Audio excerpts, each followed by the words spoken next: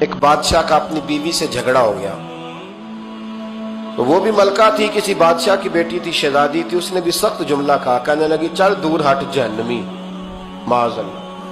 اب اس نے اپنے خامد کو جہنمی کہا تو وہ کہنے لگا اس کا خامد کہ اچھا تو مجھے جہنمی کہتی ہے، جا پھر اگر میں جنتی نہیں تو تجھے 3 طلاقیں۔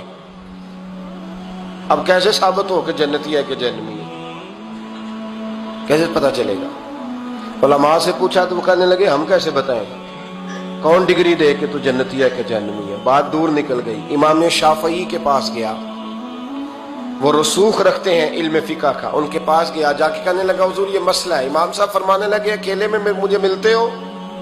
وہ اندر آیا، کچھ دیر گفتگو ہوئی تو امام صاحب فرمانے لگے لو جی یہ بندہ جنتی ہے، اس کی بیوی کو طلاق کوئی نہیں ہوئی،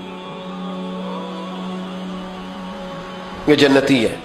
آپ کو پتہ ہے لوگ فتویٰ جلدی دے دیتے ہیں، کچھ لوگ خلاف تقریریں کرنے لگے کہ بادشاہ تھا تو امام صاحب نے بچا لیا ہے، کیسے آپ نے ڈگری دے دی کہ جنتی ہے جی؟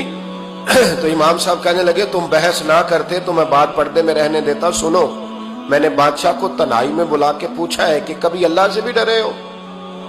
صرف اس لیے کہ اس وقت اللہ دیکھ رہا ہے۔ یہ نیت کبھی بندوں سے ڈر کے تو بندے بڑے گناہ نہیں نہ کرتے، کبھی اللہ سے ڈر کے بھی چھوڑا ہے؟ تو بادشاہ کہنے لگا بالکل چھوڑا ہے۔ میری ایک کنیز تھی بڑی خوبصورت، غریب گھر کی ملازمہ، غریب گھرانے کی تھی۔ ایک دن میں آیا تو میرے کمرے میں صفائی کر رہی تھی، معاذ اللہ میرا اس پہ دل آ گیا، میں نے دروازہ بند کر لیا۔ دنیا کی کوئی طاقت نہیں تھی، میرا اپنا محل تھا، مجھے کچھ دیکھ بھی لیتا تو کسی میں جرت نہیں تھی مجھے منع کرنے، اور میں چونکہ حکمران تھا، مطلق العنان تھا، کوئی شکایت بھی نہ کرتا۔ لیکن جب میں نے اس کی طرف ہاتھ بڑھایا تو اس نے ایک ہی لفظ کہا، کہنے لگی تو اللہ سے نہیں ڈرتا؟ تو اللہ سے نہیں ڈرتا؟ کہنے لگا کوئی نہیں تھا امام صاحب مجھے منع کرنے والا، کوئی نہیں تھا۔ لیکن جب اس نے کہا تو اللہ سے نہیں ڈرتا تو میں کانپنے لگا۔ میں نے اس سے معافی مانگی، غریب ملازمہ سے میں نے بادشاہ ہو کے معافی مانگی، میں نے معافی مانگی، پھر میں نے دروازہ کھولا، اتنے وہ چلی گئی۔ امام صاحب کہنے لگے اٹھ میرے سینے سے لگ۔